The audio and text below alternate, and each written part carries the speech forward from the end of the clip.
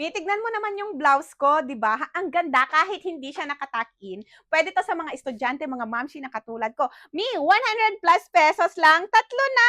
Random colors po ang marireceive po natin sa 100 plus pesos. Mi, dalawang design yung pagka-X niyan ha. Pag ganyan and pag ganyan. Random colors, random na pagka-X, and ang daming kulay ni seller maliban po dito. Magaganda, bagong tahe, bagong tela, di ba? Bagong prints.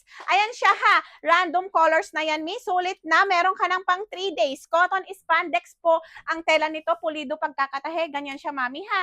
Ayan. Pulido pagkakatahe. Malambot yung tela. Hindi kumukupas. Hindi naghihimulmol. Hindi na to kailangang plansyahin. Bagsak ang tela. Mi, 23 inches haba, 40 inches banat.